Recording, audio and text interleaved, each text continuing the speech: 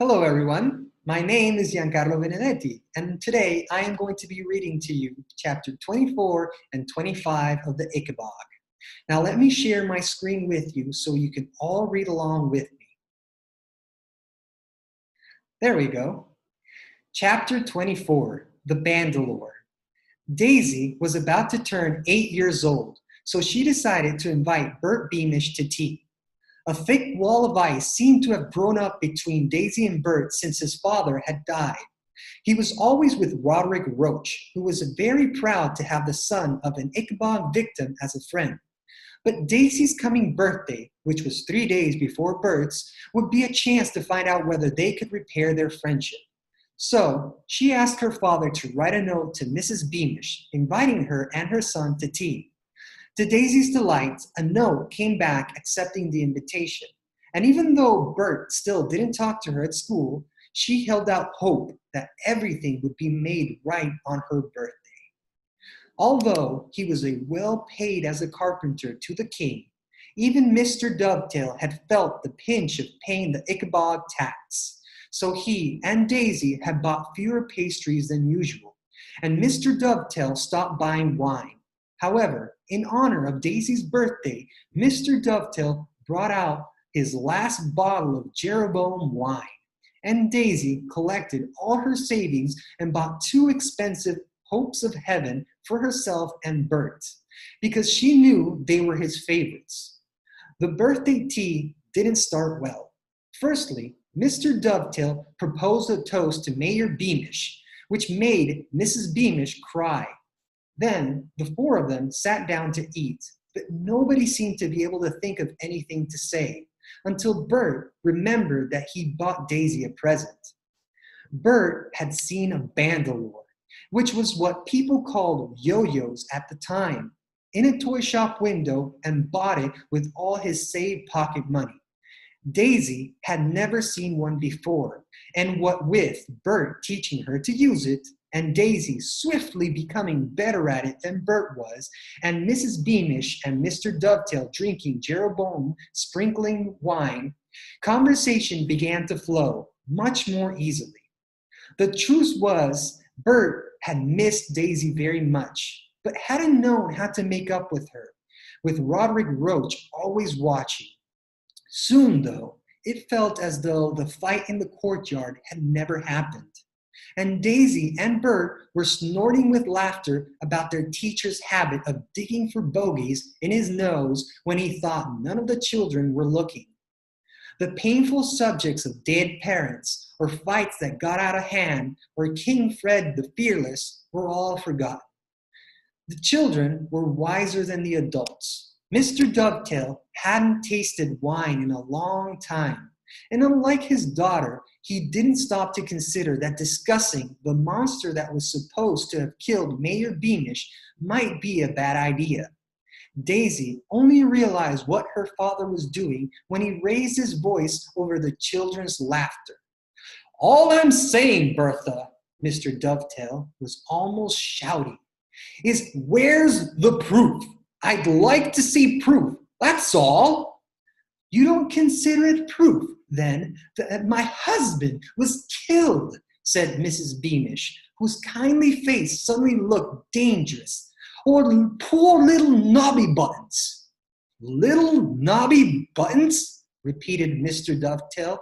"Little Nobby Buttons.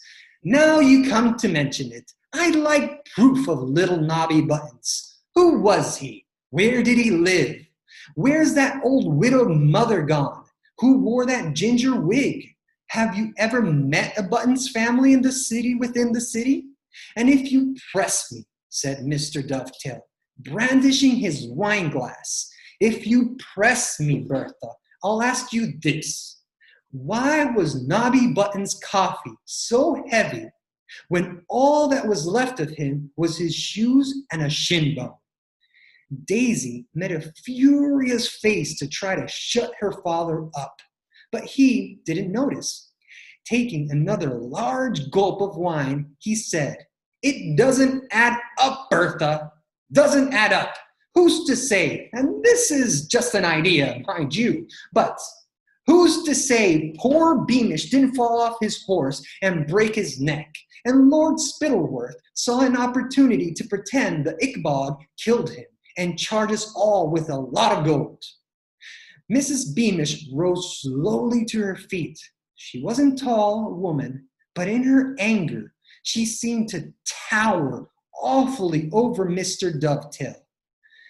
My husband, she whispered in a voice so cold that Daisy felt goosebumps, was the best horseman in all of Cornucopia.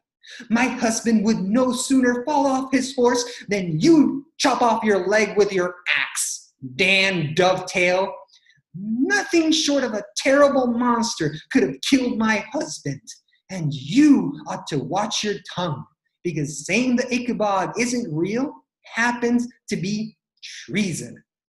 Treason? Jeered Mr. Dovetail. Come off it, Bertha. You're not going to stand there and tell me you believe in this treason nonsense.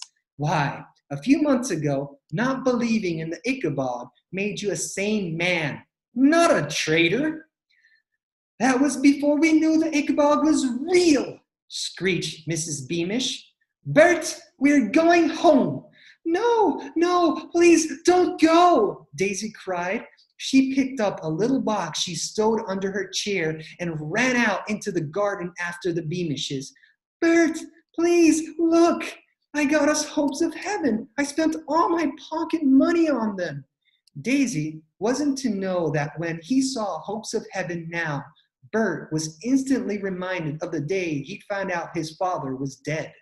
The very last hope of heaven he'd ever eaten had been in the king's kitchens, when his mother was promising him they'd have heard if anything had happened to Mayor Beamish. All the same, Bert didn't mean to dash Daisy's gift to the ground. He meant only to push it away. Unluckily, Daisy lost her grip on the box, and the costly pastries fell into the flower bed and were covered in earth. Daisy burst into tears. Well, if all you care about is pastries, shouted Bert, and he opened the garden gate and led his mother away. Chapter 25, Lord Spittleworth Problem. Unfortunately for Lord Spittleworth, Mr. Dovetail wasn't the only person who started voicing doubts about the Ickabog. Cornucopia was growing slowly poorer. The rich merchants had no problem paying their Ickabog taxes. They gave the collectors 2 ducats a month, then increased the prices on their pastries, cheeses, hams, and wines to pay themselves back. However, 2 gold ducats a month was increasingly hard to find for the poor folk, especially with food at markets more expensive. Meanwhile, up in the marshlands, children began to grow hollow-cheeked. Spittleworth, who had spies in every city and village, began hearing word that people wanted to know what their gold was being spent on, and even to demand proof that the monster was still a danger. Now, people said of the cities of Cornucopia that their inhabitants had different natures. Jeroboamers were supposed to be brawlers and dreamers. The Kurtzburgers, peaceful and courteous, while the citizens of Chauville were often said to be proud, even snooty. But the people of Baronstown were said to be plain speakers and honest dealers, and it was here that the first serious outbreak of disbelief in the Ickabog happened. A butcher called Tubby Tenderloin called a meeting in a town hall. Tubby was careful not to say he didn't believe in the Ickabog, but he invited everyone at the meeting to sign a petition to the king, asking for evidence that the Ickabog tax was still necessary. As soon as this meeting was over, Spittleworth's spy, who had of course attended the meeting, jumped on his horse and rode south, arriving at the palace by midnight. Woken by a footman, Spittleworth hurriedly summoned Lord Flapoon and Mayor Roach from their beds, and the 2 men joined Spittleworth in his bedroom to hear what the spy had to say. The spy told the story of the treasonous meeting, then unfurled a map on which he helpfully circled the houses of the ringleaders, including that of Tubby Tenderloin. "Excellent work," growled Rouch. "We'll have all of them arrested for treason and slung in a jail. Simple." "It isn't simple at all," said Spittleworth impatiently. "There were 200 people at this meeting, and we can't lock up 200 people. We haven't got the room, for one thing. And for another, everyone will just say it proves we can't show the Ickabog's real." "Then we will shoot him," said Flapoon. "Wrap him up like we did Beamish and leave him up at the marsh to be found, and people will think the Ickabog got him." "Is the Ickabog supposed to have a gun now?" snapped Spittleworth, "and 200 cloaks to which to wrap its victims?" "Well, if you're going to sneer at our plans, my lord," said Roach, "why don't you come up with something clever yourself?" But that was exactly what Spittleworth couldn't do. Cudgel his sneaky brains though he might, he couldn't think of any way to frighten the cornucopians back into paying their taxes without complaint. What he needed was proof that the Ickabog really existed. But where was he to get it? Pacing alone in front of his fire after the others had gone back to bed, Spittleworth heard another tap on his bedroom door. "What now?" he snapped. In the room slid the footman Cankerby. "What do you want? Out with it quickly. I'm busy," said Spittleworth. "If it pleases you, lordship," said Cankerby, I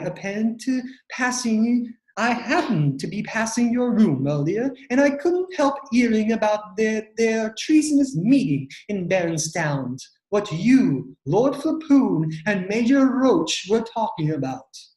"Oh, couldn't you help it?"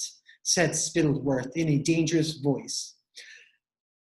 "I thought I should tell you, my lord. I've got evidence that there's a man here in the city within the city that thinks the same way as those traders in Baronstown," said Cankerby. "He wants proof, just like them butchers do. Sounded like treason to me, what I heard about it." "Well, of course it's treason," said Spittleworth. "Who dare say such things in the very shadow of the palace? Which of the king's servants dare question the king's word?" "Well, as to that," said Cankerby, shuffling his feet, "some would say that's valuable information. Some would." "You tell me who it is," snarled Spittleworth, seizing the footman by the front of his jacket, "and then I'll see whether you deserve payment. Their name. Give me their name." It's Dan Dovetail," said the footman. "Dovetail. Dovetail. I know that name," said Spittleworth, releasing the footman, who staggered sideways and fell into the end table. "Wasn't there a seamstress?" "His wife, sir. She died," said Cankerby, straightening up. "Yes," said Spittleworth slowly. "He lives in that house by the graveyard where they never fly a flag and without a single portrait of the king in the windows. How'd you know he's expressed these treasonous views?" "I happened to overhear Mrs. Beamish telling the scullery maid what he said," said Cankerby. "You happen to hear a lot of things, don't you, Cankerby?" commented Spittleworth, feeling in his waistcoat for some gold. "Very well, here are 10 ducats for you." "Thank you very much, my lord," said the footman, bowing low. "Wait," said Spittleworth, as Cankerby turned to go. "What does he do, this Dovetail?" What Spittleworth really wanted to know was whether the king would miss Mr. Dovetail if he disappeared. "Dovetail, my lord, he's a carpenter," said Cankerby, and he bowed himself out of the room. A carpenter," repeated Spittleworth out loud. "A carpenter. And as the door closed on Cankerby, another of Spittlesworth's lightning strike ideas hit him. And so amazed was he at his own brilliance, he had to clutch to the back of the sofa because he felt he might topple over. And there you have it. That is the end of chapter 25. I hope you've enjoyed that very much. And thank you so much for tuning in. And keep a lookout for this channel. We will have the other chapters up soon. Bye-bye.